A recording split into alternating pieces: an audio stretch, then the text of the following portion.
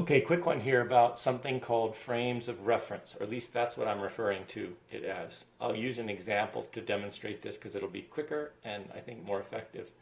Have you ever been working on like a math problem? Or if you're really good at math, have you ever been helping someone with a math problem? The person has watched the lecture or been in the lecture and heard what how the teacher explained it. They've even raised their hand and said, "Teacher, I don't understand. Can you explain that again?" And they explain it again. The person might have even raised their hand and said, I understand what you've explained, but I'm still not understanding it. Can you explain it in another way?"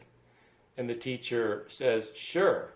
And then they explain it in the exact same way they did twice, which you understand, but it doesn't really make sense to you somehow.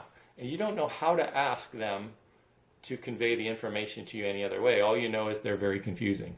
Probably because if they're a math teacher, they have a lot of math and certain things make intuitive sense to them. And if you're like me, they don't make intuitive sense to me. So when I was in Calc 2, I actually was really lost and I had a conversation with the teacher, and I actually had to come down to the level of telling him, "Teacher, I know that sin, sine and cosine and tangent and secant and all these things, I know that they're buttons on my calculator. I have no idea what they are. I have no clue. No one's ever told me. Not in a math class, not in any other class. I guess I should have looked it up or something." He said, "Oh, they're just wavelengths." I thought, okay, I'm sure that's true and factual, but why would I even care about wavelengths? So the problem for me in mathematics was the teacher was never relating these mathematic concepts to anything real. It was just a button on a calculator that represented something and had some kind of properties about it.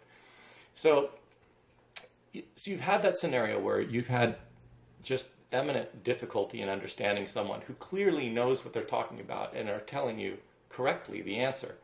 And then you're studying with a friend and you say, "Man, I just do not get this. I do not understand how to do this algebra or whatever."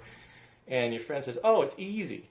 You just do this, divide by this, and over here. I think of it like this: circle, line, circle, circle, line." And then they just draw something and work it out. And you say, "Well, why does that work?" And they said, "It's easy. Here's why." And they just explain it in some kind of way that just clicks with you. Why is that in communication that the teacher is not able to communicate that real information to you? It's data, not information. It doesn't have sense to it. And a friend, just in 10 seconds, can make complete sense of it. Because your friend has more of a shared frame of reference.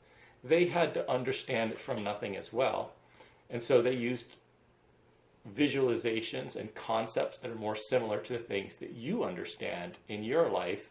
So when they explain it to you, it makes complete sense.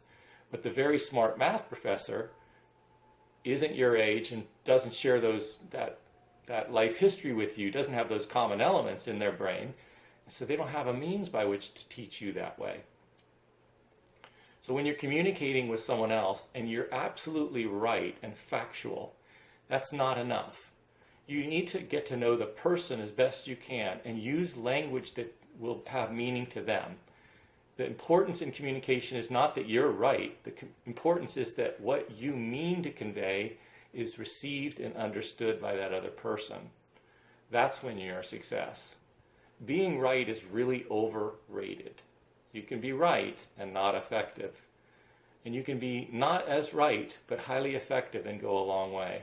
So we want both. But if you had to pick one, make sure that your message is at least received and understood well.